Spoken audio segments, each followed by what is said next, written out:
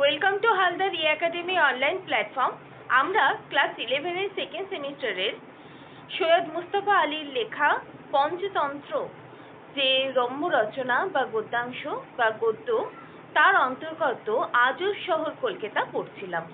আগের দিনের ক্লাসে আমরা দেখেছিলাম যে লেখক সৈয়দ মুস্তফা আলী ছোটবেলা থেকে শুনেছেন যে কলকাতার যে শহরটা বা কলকাতা যে শহরটা সেটাকে আজব শহর বলতে, কিন্তু এই কলকাতাকে কেন আজব শহর বলা হয় সেটার কোনো প্রমাণ কিন্তু লেখক বা কবি কিন্তু এখনো অব্দি পাননি, এবং তার জন্য সে বলছেন যে ছোটবেলা থেকে বুড়ো বয়স হতে চললেও কিন্তু এখনো অব্দি তিনি কোনো প্রমাণ পাননি, যেটা একদম গ্রহণযোগ্য প্রমাণ সেটা এখনো কিন্তু তিনি পাননি। এরপর আমরা দেখেছি যে তিনি একটি প্রামাণিক প্রবন্ধ লেখার জন্য তিনি যখন যাচ্ছিলেন তখন দেখতে পাওয়া যায় হঠাৎ করে খুব জোর বৃষ্টি নামে কলকাতা শহরে।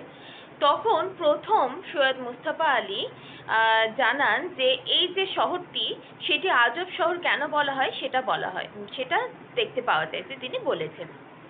এবং তার কাছে যেহেতু বর্ষাতে নেই, তার কাছে যেহেতু ছাতা নেই, এবং ট্যাকে খুব বেশি যে পয়সা আছে তাও নেই, তো সৈয়দ মুস্তফা আলী বলছেন যে ট্রামে উঠবার মতো অত জোর বা তাকাত তার নেই, তারপরে সে যে বাসে উঠবে তারও কিন্তু ক্ষমতা নেই, আর ট্যাক্সিকে যে টাকা দেবে তার কাছে অতটাও টাকাও বা বুকের বল নেই।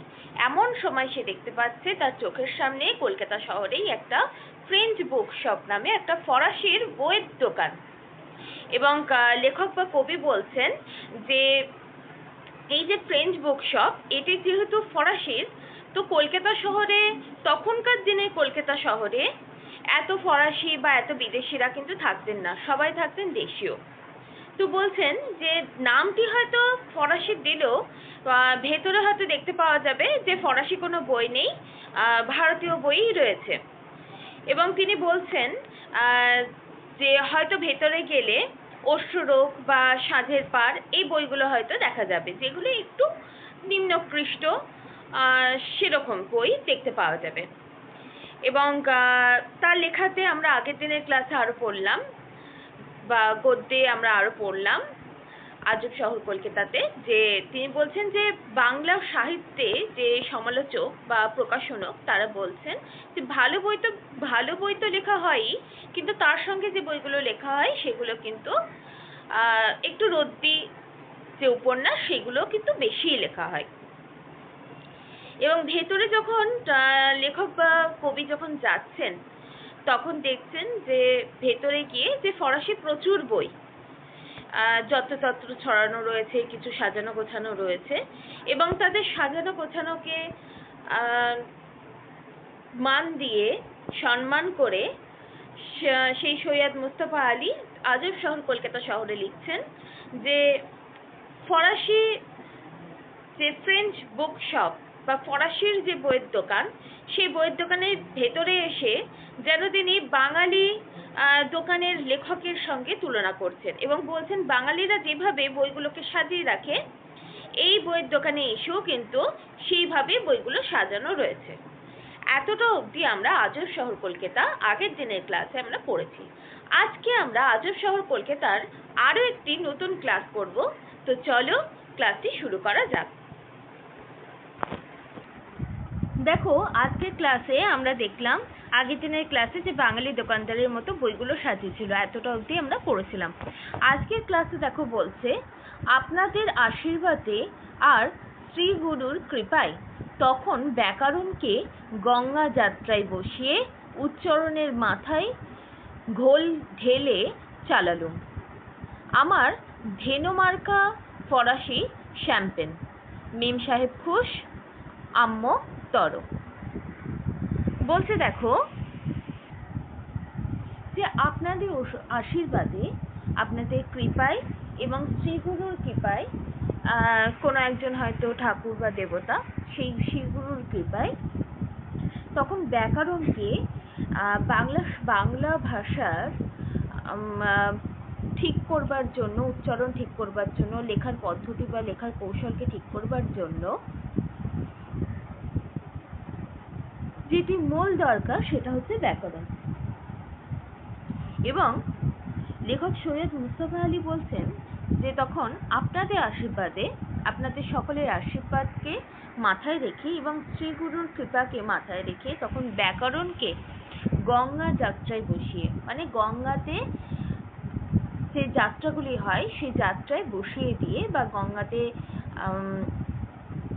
নিমজ্জিত করে উচ্চারণের মাথায় ঘোল ঢেলে, মানে সঠিক উচ্চারণ না করতে পারা, তো উচ্চারণের মাথায় ঘোল ঢেলে দিয়ে, এটা একটা ব্যঙ্গ করে বলা, উচ্চারণের মাথায় ঘোল ঢেলে দিয়ে চালালো। কারণ লেখক বা কবি যিনি লিখছেন তিনি তো বাংলার কবি, এবং তিনি, আমরা প্রসঙ্গত বলেছিলাম যে 18টি ভাষা তিনি জানতেন, 18টি ভাষায় তিনি কথা বলতে পারতেন, লিখতে পারতেন। সেই রকমই একটি ভাষা হচ্ছে এই ফরাসি। তাই বলছে যে উচ্চারণকে আমি হয়তো উচ্চারণের মাথায় ঘোল ঢেলে দিয়েছি, কিন্তু তাও আমার যে ধেনু মার্কা যে ফরাসি শ্যাম্পেন সেটা আমি চালালো। মেম সাহেব খুশ, মানে ভেতরে যে দোকানটায় তিনি ঢুকেছিলেন, অর্থাৎ কি যেন বলে, ফ্রেঞ্চ বুক শপ, সেই বইয়ের দোকানের যে মেম সাহেব সেও খুশি, আম্মতর। এটা একটা ফরাসি শব্দ, আম্মতর। এরপর দেখো কি বলছে, আমি অতি সযত্নে তিনি আমার বইয়ের ফর্দ টুকে নিলেন। অর্থাৎ কবি যে বইয়ের লিস্ট বলেছিলেন সেই লিস্টটা খুব সযত্ন করে সেই দোকানের যে মেম সাহেব ভেতরে ছিলেন তিনি টুকে নিলেন। বই আসা মাত্র আমায় খবর দেবেন সে ভরসাও দিলেন। বলছে যে বইগুলো বা যে লিস্টগুলি লেখক বা কবি বলেছিলেন সেই বইয়ের ফর্দ অনুযায়ী বই না থাকার কারণে যখনই নতুন বই আসবে দোকানে তখনই লেখক বা কবিকে সেই মেম সাহেব, সেই ফ্রেঞ্চ বুকশপের মেম সাহেব খবর দেবেন। সেই ভরসা মানে আস্থা বা তাকে আশ্বাস করা, ভরসা মানেই তাই, ভরসা মানে সেই আস্থা দেওয়া বা আশ্বাস দেওয়া, সেটা কিন্তু দিলেন। সঙ্গে সঙ্গে 7 সমুদ্র 13 নদী এপারে বিদেশির সঙ্গে মাতৃভাষার কথা কইতে পারার আনন্দে সুখ দুঃখের 4-5টা কথাও বলে ফেললেন। বলছে যিনি বই কিনতে গেছেন, যার কাছে বর্ষতি ছিল না, যিনি মূলত বৃষ্টির হাত থেকে বাঁচবার জন্যই বা ট্রামে অতটা ওঠার মতো তাকাত না থাকার কারণে সামনের ফ্রেঞ্চ বুকশপে গিয়ে উঠেছিলেন, তিনি বলছেন যে সঙ্গে সঙ্গে কি বলছেন যে 7 সমুদ্র 13 নদী পার, এই যে 7টা সমুদ্র, সেই সমুদ্র এবং 13 নদী পার করে সেই বিদেশিনী, সেই ফরাসি ভাষার যে মেম সাহেব, সেই বিদেশির সঙ্গে মাতৃভাষার, কারণ লেখক তো তার মাতৃ করেই রয়েছে এবং তার নিজের শহর থেকেই তিনি কথা বলছেন, তাই বলছে যে বিদেশির সঙ্গে মাতৃভাষার কথা কইতে মানে হচ্ছে বলার, পাওয়ার আনন্দে, এই যে মাতৃভাষার সঙ্গে বিদেশির একটা যে মেলবন্ধন ঘটছে, কথার যে মেলবন্ধন ঘটছে, তার যে সুখ বা আনন্দ, সেই আনন্দে 2-4টি কথা বলে ফেললেন। কি বললেন না, হয়তো লেখকও বলেছেন, তারপরে সেই মেম সাহেবও কিন্তু বলেছেন।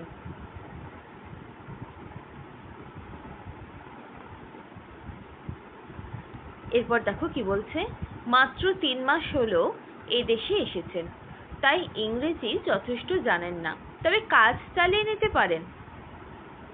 বলছেন যে মেম সাহেব সে কেবল 3 মাস ধরে এই দেশে, মানে আমাদের যে শহর, আমাদের যে কলকাতা, সেই কলকাতা শহরে কিন্তু এসেছেন।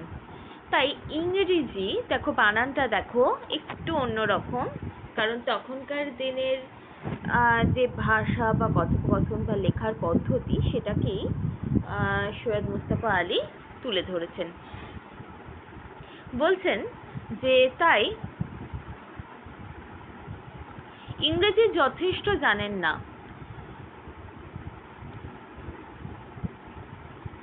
মানে হলো ফ্লুয়েন্টলি ইংলিশ বলার যে ক্ষমতা তার মধ্যে হয়তো নেই, তবে কাজ চালিয়ে নিতে পারেন। সেই ফরাসি মেয়েটি, সে ফরাসি ভাষায় পারদর্শী, কিন্তু এই ইংরেজি ভাষা বলতে অতটাও সক্ষম নয়। তাই বলছে কাজ চালিয়ে নিতে পারেন, কিন্তু কি করেন না, তিনি একদম দক্ষ নন। বইয়ের দোকানও তার নয়। এই যে ফ্রেঞ্চ বুক শপে গিয়ে সৈয়দ মুস্তফা আলী যে বইয়ের লিস্টটি করালেন, সেই বইয়ের লিস্টটি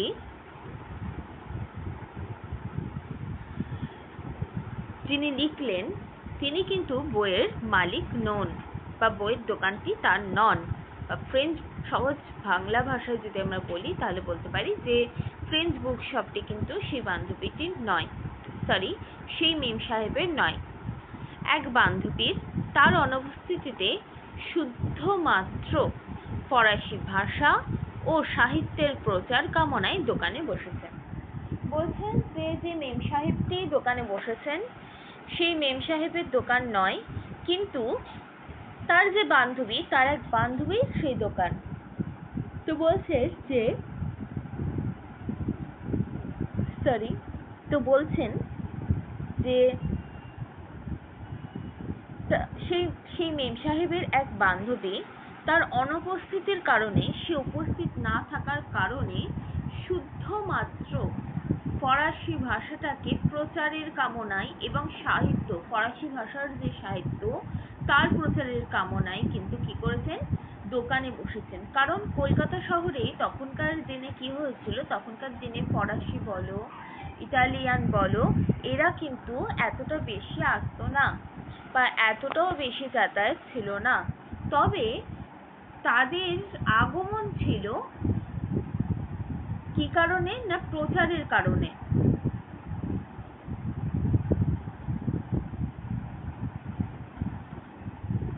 তাই বলছে দেখো, শুধুমাত্র ফরাসি ভাষা আর সাহিত্য প্রচার করার জন্যই এক বান্ধবীর অনুপস্থিতিতে আরেক বান্ধবী সেই মেম সাহেব দোকানে বসেছেন, এবং সেই দোকানের যাবতীয় কাজকর্ম তিনি দেখছেন। যেমন কেউ এলে বই দেখাচ্ছেন, তেমনই আবার কেউ যদি কোনো বইয়ের অর্ডার দিচ্ছে সেটা সুন্দরভাবে অতি সযত্নের সঙ্গে তিনি লিস্ট করে রাখছেন এবং বলছেন বই আসার সঙ্গে সঙ্গে তারা ডেকে নেবেন, সে আশ্বাসও দিচ্ছেন। এরপর দেখো কি বলছে, তুলসীদাস বলছেন পৃথিবীর কি অদ্ভুত রীতি। তুলসীদাস একজন বাঙালি লেখক বা বাঙালি কবি, তিনি বলছেন তুলসীদাসের আমরা পড়েছিলাম কি, এই তুলসীদাস সম্পর্কে আমরা যদি একটু জানি তাহলে দেখব তুলসীদাস ছিলেন কিন্তু একজন কবি বা লেখক, কিন্তু তিনি বৈষ্ণব যে ধর্ম অবলম্বনে তার বৈষ্ণব কবি ছিলেন। বলা যায় যে রামানন্দের জন্যই হিন্দু ধর্মাবলম্বী বা রামানন্দের জন্যই তার কবি হয়ে ওঠা ধীরে ধীরে। সেই তুলসীদাস আমরা দেখতে পাই যে তার লেখা একটি বিখ্যাত যে রচনা সেটা হচ্ছে রামচরিতমানস। তিনি অযোধ্যায় বসে সেই রামচরিতমানস কিন্তু লিখছেন। এবং তুলসীদাসের সময় রাজা ছিলেন কিন্তু আকবর। আকবরের রাজত্বকালেই তুলসীদাস রামচরিতমানস রচনা করেছিলেন।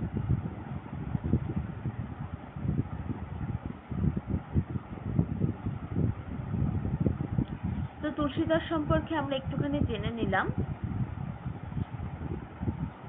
এরপর দেখো কি বলছে, সেই তুলসীদাসই বলছে কি যে পৃথিবীর কি অদ্ভুত রীতি, পৃথিবী তার অদ্ভুত রীতি, সুরি দোকানে জেকে বসে থাকে আর দুনিয়ার লোক তার দোকানে গিয়ে মদ কেনে। এখানে সুরি মানে হচ্ছে মদ সে বিক্রয় করে।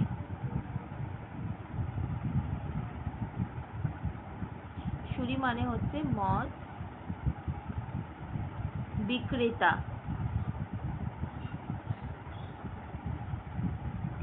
তো সুরি বলছে দোকানে জেকে বসে, মানে সে দোকান থেকে গিয়ে কিন্তু বাড়ির দুয়ারে দুয়ারে কিন্তু দুধ বিক্রি করে না। তাই বলছে যে লোকগুলি তার দোকানে আসে এবং কি করে, দুনিয়ার সমস্ত লোক তার দোকানে এসে মদ কেনে। তুলসীদাস তাই বলেছেন যে পৃথিবীর কি অদ্ভুত রীতি। কেন বলছেন দেখো, যে সুরি দোকানে জেকে বসে। সুরি মানে হচ্ছে যিনি মদ বিক্রেতা বা মদ বিক্রি করে। সেই মদ আমাদের তো কোনো ভালো কাজে লাগে না, আমাদের বরঞ্চ স্বাস্থ্যের পক্ষে খারাপই। কিন্তু সেই মদ বিক্রেতা সে কিন্তু তার দোকানে জেকে বসে, সে কিন্তু দোকান থেকে নামে না, সে বাড়ির দৌড়ে দৌড়ে কিন্তু মদ পৌঁছে দেয় না। আর দুনিয়ার লোক তার দোকানে গিয়ে মদ কেনে, আর দুনিয়ার সমস্ত লোক তার দোকানে গিয়ে মদ কিনতে যায়। ওদিকে দেখো দুধওয়ালাকে ঘরে ঘরে ধরা দিয়ে দুধ বেচতে হয়।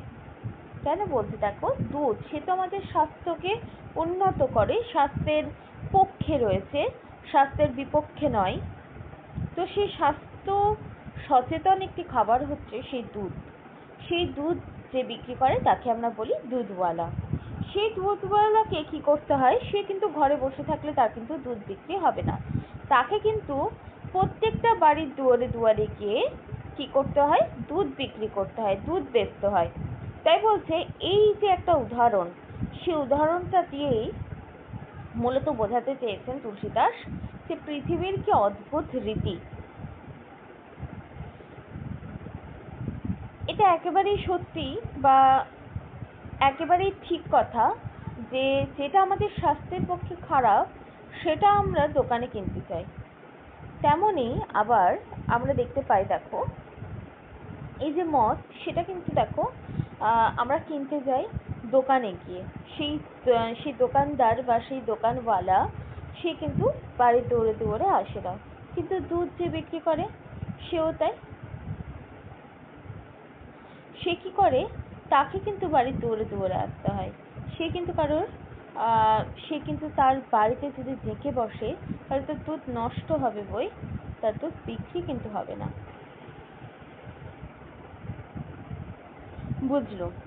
কথা সত্যি, এই যে কথাটা সেটা কিন্তু সত্যি। তাই বলছে এতদিন পৃথিবীর লোক প্যারিসে জড়ো হতো ফরাসি বেচবার জন্য। বলছে প্যারিসের লোকগুলো কি করতো, প্যারিসে গিয়ে জড়ো হতো। কেন? কারণ ফরাসি বিক্রির জন্য, ফরাসি বেচবার জন্য, ফরাসি যে জিনিসপত্র সেটা বেচবার জন্য কোথায় জড়ো হতো, প্যারিসে জড়ো হতো।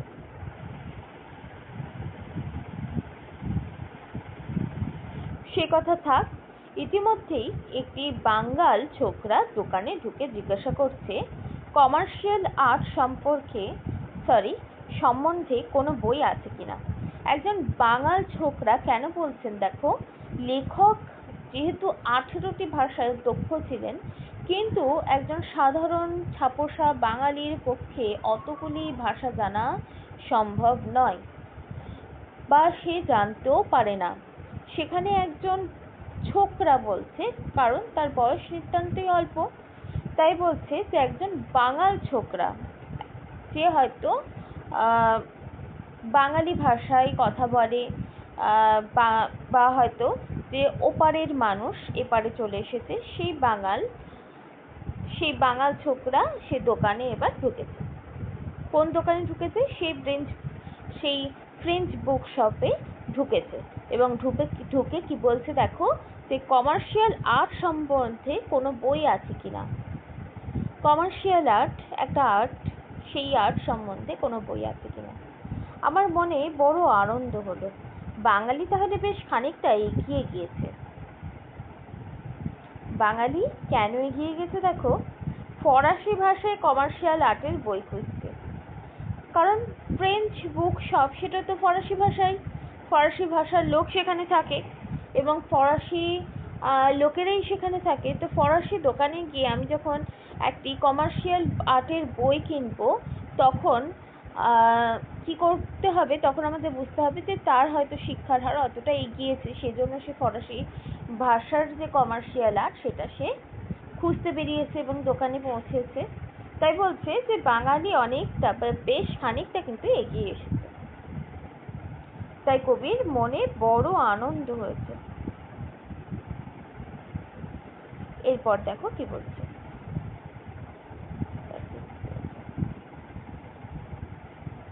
ততক্ষণে আমি একটি খাসা বই পেয়ে গিয়েছি। খাসা শব্দের অর্থ হচ্ছে যে বইটা খুব সুন্দর, বা বলা যায় যে খুব ভালো একটি বই, তাকে আমরা খাসা বই বলে থাকি। নুরেনবার্গের মোকদ্দমায় যেসব দলিল দস্তাবেজ পাওয়া গিয়েছিল, তাই দিয়ে গড়া হিটলারের চরিত্র বর্ণন। দেখো, আমরা যখন এই সৈয়দ মুস্তফা আলী সম্বন্ধে পড়ছিলাম, তখন আমরা তার উপন্যাস পড়েছি, তার রম্য রচনা পড়েছি, তার নাটক পড়েছি, তার কবিতা পড়েছি, সব পড়েছি, নাম জেনেছি। কিন্তু তার সঙ্গে এটাও জেনেছিলাম ঐতিহাসিক চরিত্র। তিনি কোন চরিত্রটিকে বেশ কিছু উপন্যাসে, বেশ কিছু নাটক বা তার রম্য রচনাতে ব্যবহার করেছেন। সেই হিটলার, সেই ঐতিহাসিক একজন চরিত্র, যাকে তিনি এই যে আজব শহর কলকাতা, এই গদ্যাংশতেও কিন্তু বাদ দেননি। তাই এখানে আমরা হিটলার চরিত্রের যে বর্ণন, সেই চরিত্র বর্ণনে কিন্তু প্রসঙ্গ এসেছে। দেখো কি বলছে, যে এই ফরাসির দোকানে ঢুকে লেখক সৈয়দ মুস্তফা আলী যে বইগুলি অর্ডার করেছেন, তার একটি লিস্ট করেছেন অতি সযত্নে সেই মেম সাহেব। কিন্তু এটাও আশ্বাস দিয়েছে যে বইগুলো আসলে তাকে জানানো হবে। কিন্তু তারপরও সেই দোকান থেকে কিন্তু সৈয়দ মুস্তফা আলী বা লেখক বা কবি যিনি লিখছেন, তিনি কিন্তু বেরোননি। তিনি ওখানে থেকে তার পরিবেশটা দেখতে চেয়েছেন, যে কিরকম লোক আসে, কিভাবে বিক্রি হয়, বা কিরকম বই আছে। সেরকমই বই দেখতে দেখতে তার একটি খাসা বই হাতে পড়েছে, যে বইয়ে দেখতে পাওয়া যাচ্ছে যে নুরেনবার্গের মোকদ্দমায় একজন বিশিষ্ট ব্যক্তি, তার মোকদ্দমা, তার যখন রাজত্ব চলতো বা তার যখন কাজকর্ম, তার আন্ডারে যখন কাজকর্ম চলতো, সেই মোকদ্দমায় কি হচ্ছে, যেসব দলিল দস্তাবেজ রয়েছে, দলিল দস্তাবেজ পাওয়া গিয়েছে, তাই দিয়ে গড়া হিটলারের চরিত্র বর্ণন। দেখো বলছি, হিটলার সম্বন্ধে তার দুশমন ফরাসিরা কিভাবে, তারও পরিচয় বইখানাতে আছে। এবং হিটলার সম্বন্ধে জানতে গেলে দেখতে হবে যে তার যে দুশমন ফরাসিরা, হিটলারের যে দুশমন ছিল ফরাসিরা, তা কিভাবে দুশমন হলো, সেই সমস্ত তার পরিচয় কিন্তু পাওয়া যাচ্ছে এই বইখানাতে। ওই বইখানা বা এই বইখানার পরিচয় আপনাদের দেব বলে লেখাটা শুরু করেছিলাম। তো সেই হিটলারের পরিচয় দেবেন বলেই কিন্তু লেখক লিখতে শুরু করেছিলেন। আর তারপর দেখো কি বলছেন, কিন্তু গৌরচন্দ্রিকা শেষ হতে না হতেই ভোরের কাক কা কা করে আমায় স্মরণ করিয়ে দিলেন।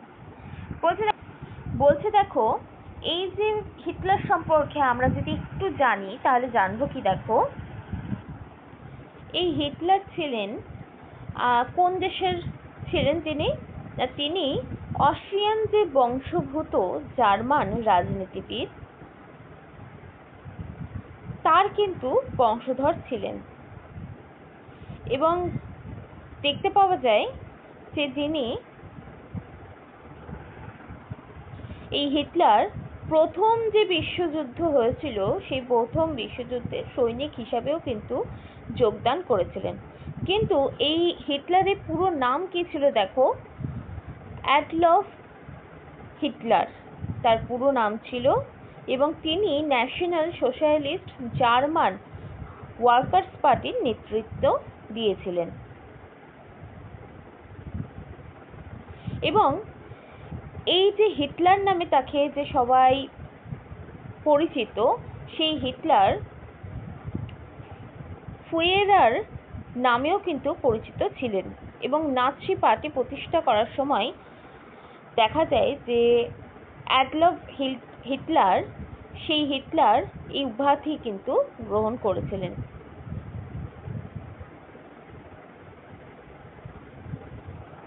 হিটলার সম্পর্কে আমরা একটুখানি জানলাম যে তিনি প্রথম যখন বিশ্বযুদ্ধ হয়েছিল তখন কিন্তু দেখতে পাওয়া যায় যে তিনি যোগদান করেছিলেন।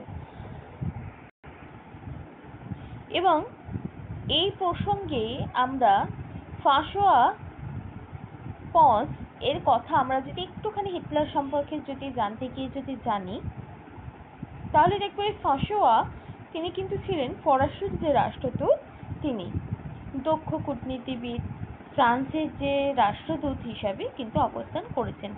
কিন্তু হিটলারের সমস্ত কাজকর্ম তিনি প্রত্যক্ষ করেছেন, তিনি প্রত্যক্ষ দেখেছেন। দ্বিতীয় বিশ্বযুদ্ধের সম্ভাব্য তার কথা তিনি প্রথম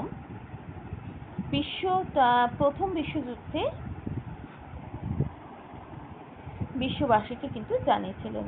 এই যে তিনি প্রথম বিশ্বযুদ্ধের সময় যে যোগদান করেছেন সেই সমস্ত কিছু কিন্তু জানিয়েছিলেন। এবং দ্বিতীয়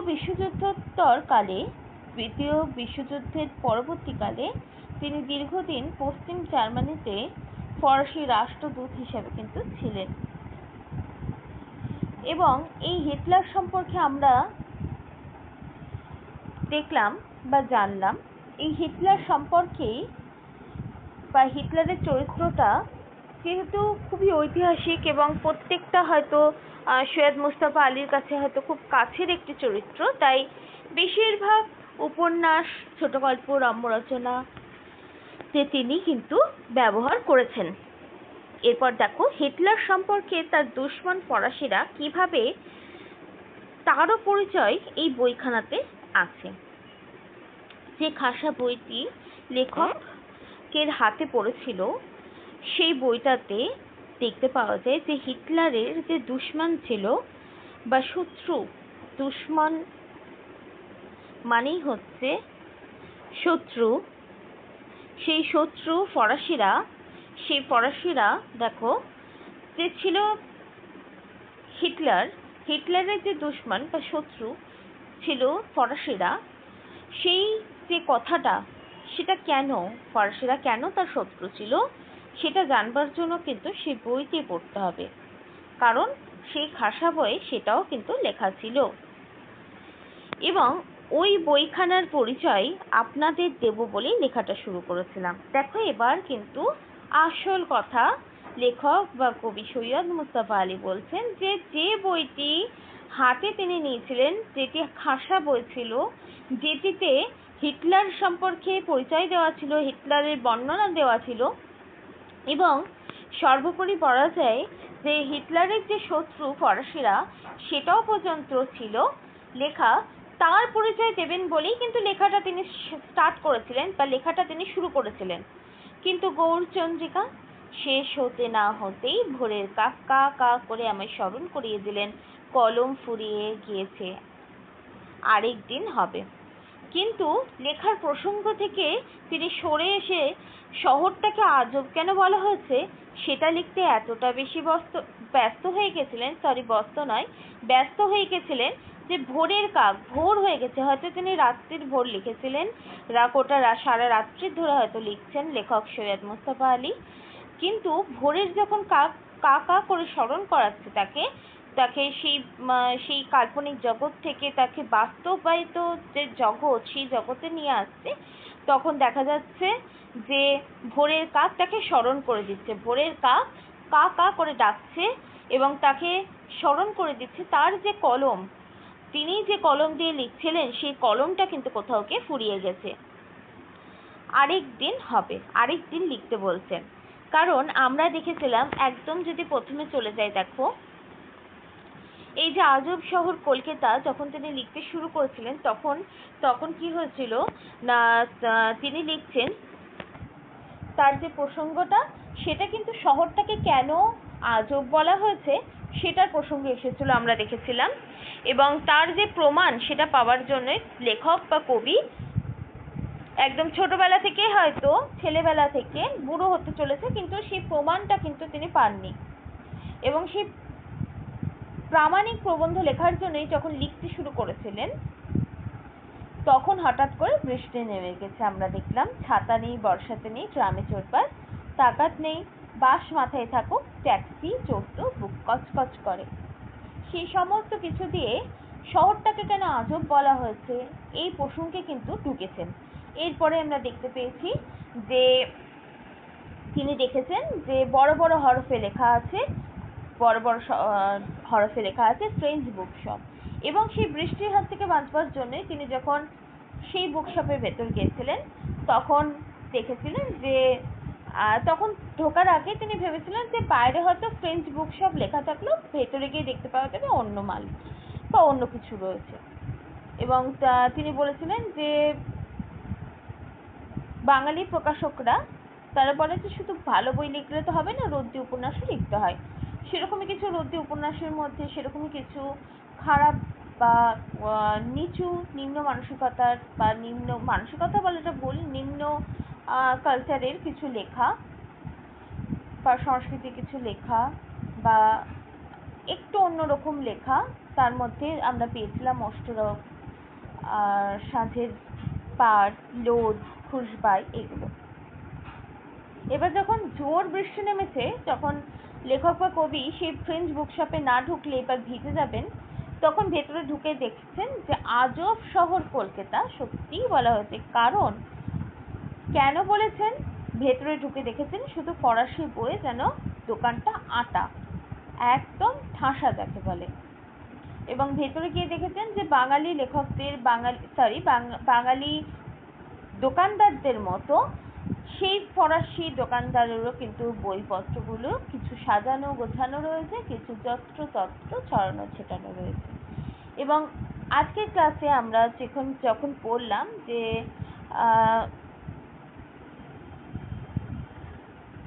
শ্রীগুরুর কৃপায় যখন ব্যাকরণটাকে গঙ্গা যাত্রায় দিয়ে আধো আধো বাংলায় যখন উচ্চারণের মাথায় ঘোল ঢেলে যখন লেখক বলতে শুরু করছেন, তখন মেম সাহেব কিন্তু খুশ, কারণ তিনি ফরাসি ভাষায় কথা বলছেন। লেখক আমতর ফরাসি একটা শব্দ। এরপর আমরা দেখলাম যে তিনি খুব অতি সযত্নে সেই ফরাসি মেম সাহেবটি লেখকের যে চাওয়া বইগুলি, যেগুলি বইয়ের দোকানে নেই, ফ্রেঞ্চ বুকশপে নেই, সেগুলো অতি সযত্নের সঙ্গে কি করছেন না ফর্দ করছেন। এবং ফর্দটি কি করছেন, তিনি আশ্বাস দিচ্ছেন যে বই আসলে তাকে জানিয়ে দেওয়া হবে। এবং বাঙালির সঙ্গে বা বিদেশের সঙ্গে মাতৃভাষার যে মেলবন্ধন, সেটা কিন্তু এই আজব শহর কলকাতাতে কিন্তু দেখিয়েছেন। এবং দুই চারটি কথা যে বলেছেন সেটাও বলেছেন। এবং এটাও জানা গেছে যে মেম সাহেব লিখছেন, সেই মেম সাহেবের দোকান কিন্তু ছিল না, বইয়ের দোকান কিন্তু ছিল না। তিনি মূলত তার বান্ধবীর অনুপস্থিতিতেই তার দোকানটাকে এবং ফরাসি ভাষাটাকে প্রচার করার জন্যই, ফরাসি সাহিত্যটাকে প্রচার করার জন্যই দোকানটা খুলে রেখেছেন। এরপর আমরা দেখতে পেলাম যে তুলসীদাসের প্রসঙ্গ এসেছে, যে তুলসীদাস রামচরিত মানুষ লিখেছিলেন। যে তুলসীদাস বৈষ্ণব কবি আমরা প্রসঙ্গ পেয়েছি, সেই তুলসীদাসের যে একটি বিখ্যাত উক্তি সেটা কিন্তু এখানে এসেছে, পৃথিবীর যে অদ্ভুত রীতি সেটা, যে সুরি তার দোকানে জেঁকে বসে এবং যারা মদ খান সে দুনিয়ার লোক তার দোকানে এসে ভিড় জমান, কিন্তু যে দুধওয়ালা দুধ বিক্রি করে তাকে প্রত্যেকজনের দুয়ারে গিয়ে গিয়ে দুধ বেচতে হয়। কিন্তু এই সুরি বা এই মদ আমাদের স্বাস্থ্য খারাপ করে, কিন্তু সেই দুধ সে আমাদের স্বাস্থ্য কিন্তু ভালো করে। তাই পৃথিবীর কি এরকম অদ্ভুত রীতি সেটাকে তুলসীদাস তুলে ধরেছেন। এই আজব শহর কলকাতাতে তার প্রসঙ্গ এসেছে এবং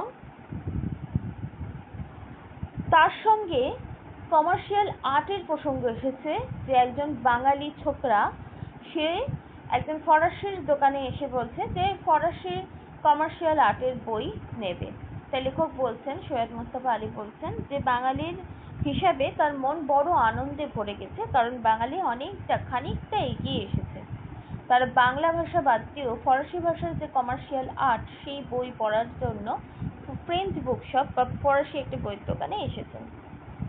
এরপর আমরা দেখতে পেলাম সেই ঐতিহাসিক চরিত্র যেটি লেখক সৈয়দ মুস্তফা আলীর বড্ড প্রিয় ছিল, সেই হিটলারের চরিত্র দেখতে পেলাম এবং তার সঙ্গে এটাও দেখতে পেলাম যে হিটলার সম্বন্ধে বা হিটলারের যারা দুশমন সে ফরাসি তার সম্পর্কে। এবং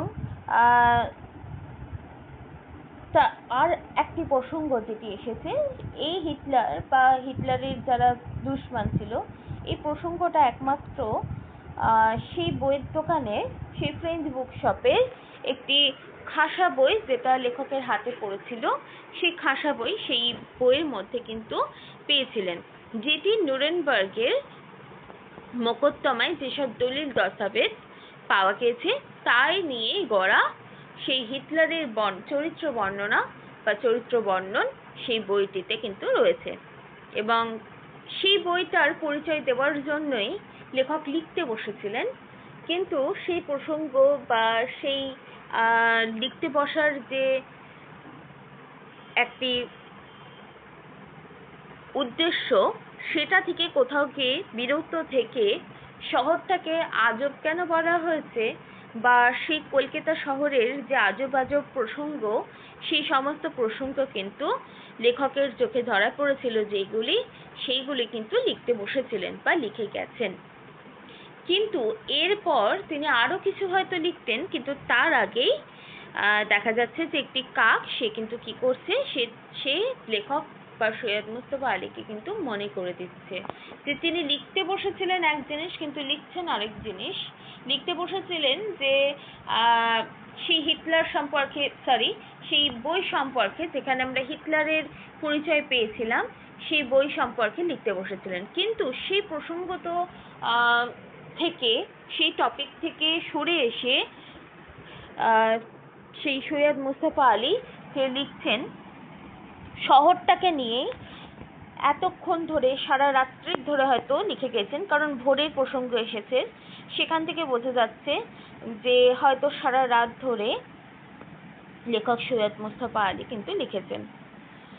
তো সেই ভোরের কাক একটা নতুন দিনের আশা নিয়ে যে কাক সৈয়দ মুস্তফা আলীকে মনে করে দিচ্ছেন বা স্মরণ করিয়ে দিচ্ছেন যে কলমে ফুরিয়ে এসেছে, কলমের কালি সেটাও যেন একটা জীবনের মতোই। আমরা যখন জীবনের একদম শেষ বয়সের দিকে চলে আসি, যখন বার্ধক্য বয়সের দিকে চলে আসি, তখন আমরা স্মৃতির পাতা থেকে আমরা সেই ছোটবেলা থেকে শুরু করে তার কৈশোর জীবন, তার যৌবন জীবন এবং তার বার্ধক্য জীবনের যে পদার্পণ, সেই প্রত্যেকটা জীবন সম্পর্কে কিন্তু আমরা স্মৃতিচারণ করে থাকি। এবং যিনি লিখেন তিনি লিখতে থাকেন যে তিনি ছোটবেলায় কি করতেন, তারপর তিনি কৈশোরবেলায় কি করতেন, যৌবনকালে কি করতেন এবং বার্ধক্যকালে কি করতেন, সমস্ত কিছু।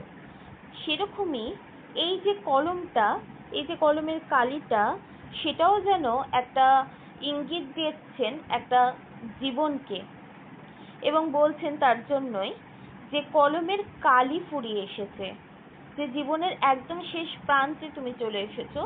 তখন আর তোমার যে উদ্দেশ্য ছিল সেখান থেকে তুমি সারাটা জীবন কি করেছো, তুমি সরে গেছো। সেটাই সৈয়দ মুস্তফা আলীর লেখাতে বা লেখনীতে স্পষ্ট বোঝা গেছে। তো এখানে লেখক বোঝাতে চেয়েছিলেন সেই বইটির সম্পর্কে, কিন্তু লিখতে লিখতে লিখতে যখন তিনি একদম শেষ প্রান্তে এসেছেন, যখন কাক ডেকে উঠেছে, যখন ভোর হয়ে গেছে, তখন দেখা যাচ্ছে যে কলমের যে কালি, সেই উদ্দেশ্যটাই কিন্তু আর নেই, সেই বইটা কিন্তু আর তিনি লিখতে পারছেন না। তাই বলছে আরেক দিন হবে। এই তো আমাদের একটা আশা যে ঠিক আছে, আজকে হলো না, পরের দিন হবে। এই যে একটা আস্থা দেওয়া, সেটা কিন্তু সৈয়দ মুস্তফা আলী সাধারণ হিসেবে লিখেছেন। তো আজকের ক্লাসটি আমাদের এখানেই শেষ হচ্ছে। তোমাদের কোথাও অসুবিধা হলে অবশ্যই কমেন্ট বক্সে কমেন্ট করো।